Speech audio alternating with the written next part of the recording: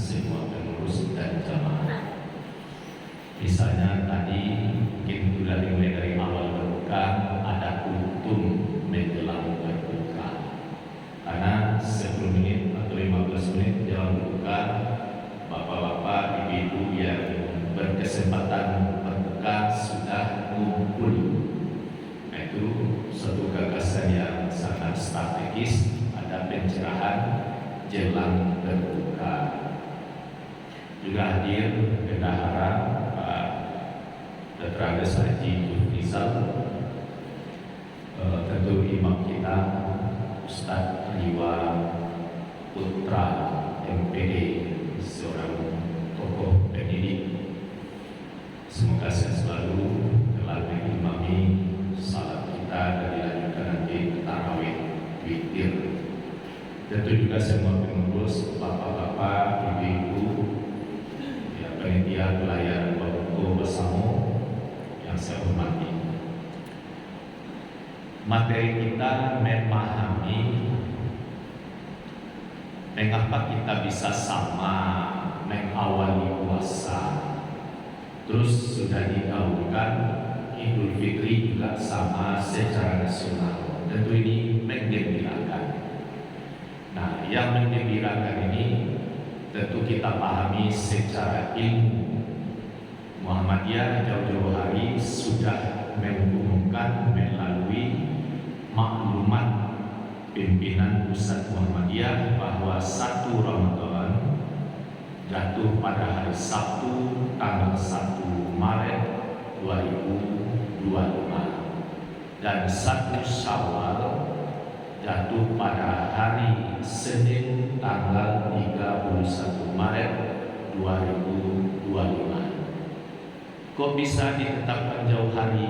Itulah isyarat dalam Al-Quran. Semuanya bisa dihitung dengan cermat, dengan pasti, tidak ada keraguan, sehingga jauh-jauh hari bisa ditetapkan. Yang diisyaratkan dalam surat Yunus ayat 5. A'udzubillahi minasyaitonirrajim. Huwallazi ja'ala asy-syamsa diya'an wal qamara nuran wa qaddarahu manazila lita'lamu adadas sinina wal hisab.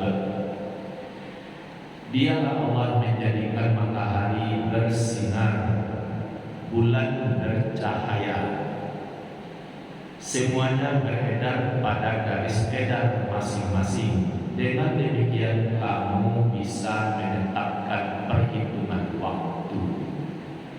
Jadi waktu salat bisa ditetapkan seperti Bapak Ibu lihat di kalender jadwal salat untuk setahun 6 waktu. Di samping salat 2 waktu ada jadwal salat duha.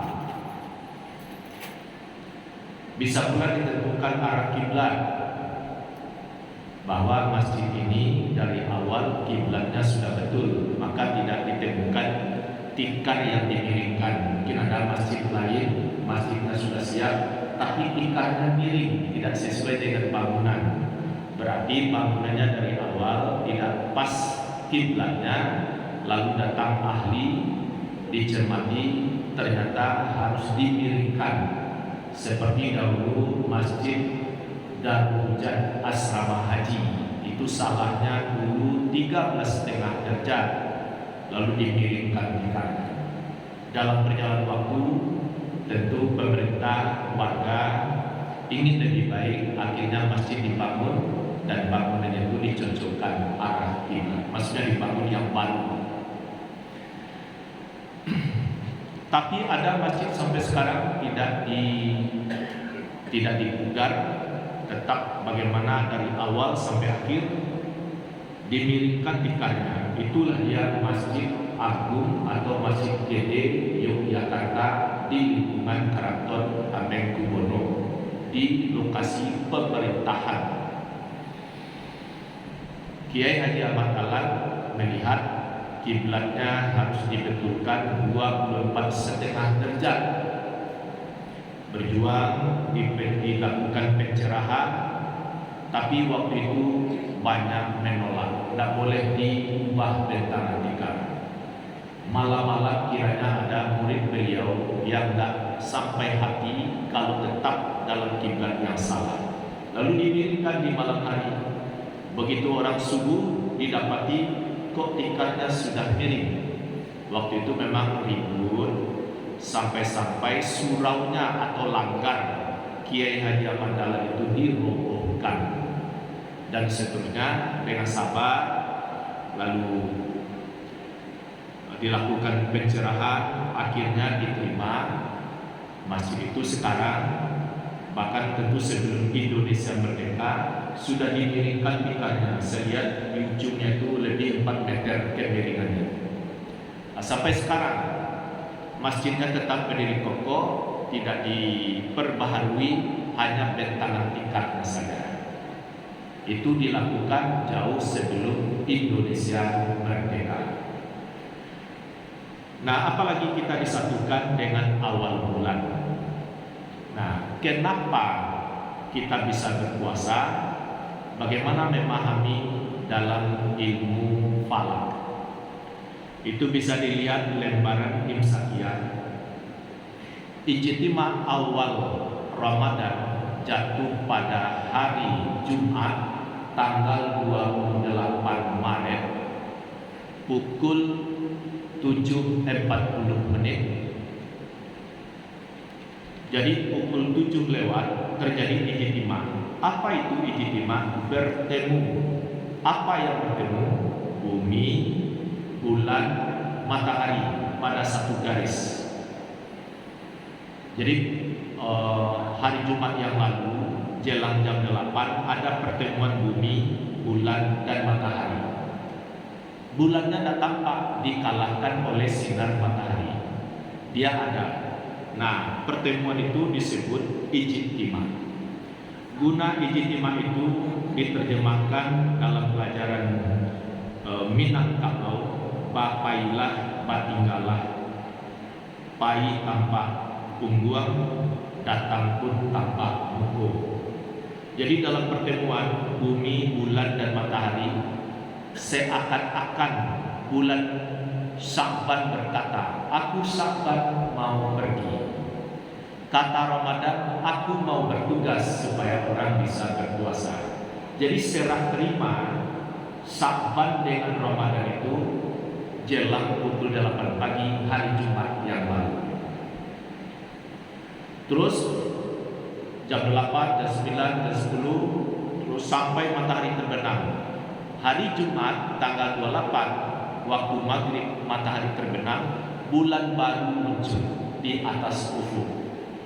Maka disebut satu Ramadan sudah bermula. Makanya Jumat malam kita tarawih. Bapak tarawihan, satu Ramadan sudah masuk. Bila masuknya waktu maghrib. Jadi awal bulan itu adalah waktu maghrib setempat. Sudah bisakah berpuasa? Ya belum. Sudah tarawih, witir, mungkin tadarus, istirahat, jelang tidur berniat bangun untuk bersahur hari Sabtu dini hari. Nah, hari Sabtu itulah puasa dimulai. Maka disebut satu Ramadan jatuh pada hari Sabtu tanggal 1 Maret 2025. Maka awal Ramadan sama seluruh Indonesia karena hilal sudah wujud di atas ufuk. Kapan kita berhari raya?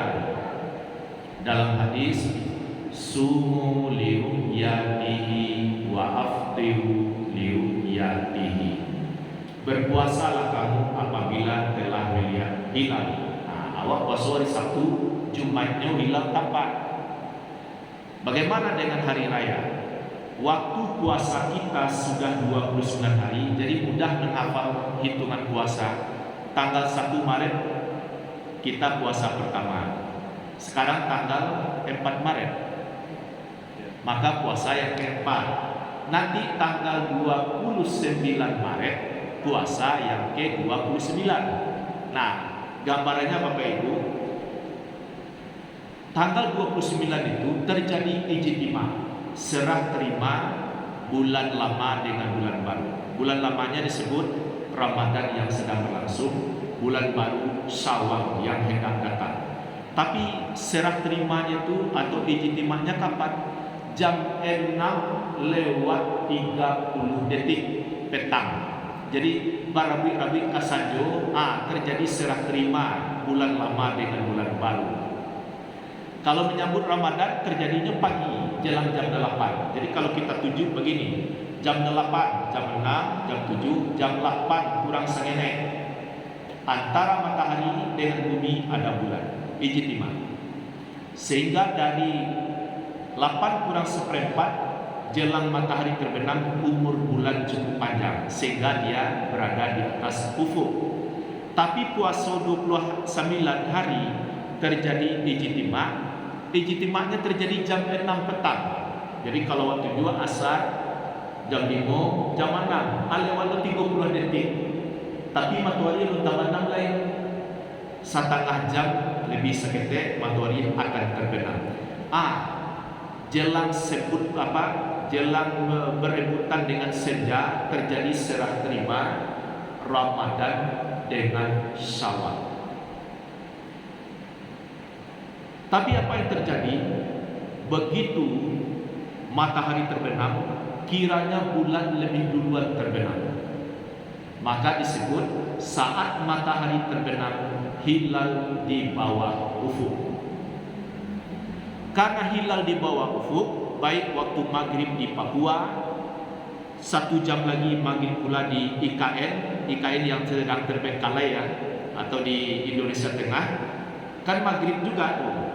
Hilal di bawah ufuk. 1 jam lagi maghrib pula di Padang, sedikit lagi di Aceh, hilal di bawah ufuk. Karena hilal di bawah ufuk disebut hilal tidak tampak. Kalau tidak tampak, digenapkan puasa menjadi 30 hari. Maka hari Sabtu malam tanggal 29 Maret awak masih tetap tarawih witir batu, sebab besoknya awak puasa hari Ahad, puasa yang ke-30. Kalau puasa sudah 30 hari, ya pasti besoknya Senin beridul fitri. Tidak ada puasa sampai 31 hari. Nah, masih di hari Sabtu itu juga tanggal 29 Maret kan ceritanya hilal di bawah ufuk. Besoknya kita masih berpuasa. Tapi ingat, pada hari Sabtu tanggal 29 Maret itu 4 jam lagi maghrib di Arab Saudi, di pantai Jeddah. Kalau akan di pantai Muara Padang atau di pantai Padang. Nah, 4 jam lagi sesudah maghrib di Padang, masuk pula maghrib di Arab Saudi. Apa yang terjadi? Begitu matahari terbenam waktu Arab Saudi, bulan baru di atas ufuk. Artinya hilal sudah wujud. Maka orang Arab Saudi malam takbirannya adalah hari Sabtu tanggal 29 Maret. Besoknya hari Ahad tanggal 30-an orang Arab Saudi beridul fitri. 3 jam kemudian masuk maghrib di London. Bulan sudah tambah tinggi. Maroko hilal juga sudah di atas ufuk. Jadi jangan heran nanti se-Indonesia secara nasional rayo laisamu. Tapi bakut dulu Arab Saudi rayonya. Ceritanya begitu. Makin ke barat, makin berpotensi hilal lebih tinggi. Mungkin temuan tahun-tahun yang lalu Bapak Ibu, awak secara nasional samu puasa. Tahu-tahu Arab Saudi kirolah puasanya lebih duluan. Itu disebabkan waktu matahari terbenam di sana, hilalnya sudah berada di atas ufuk.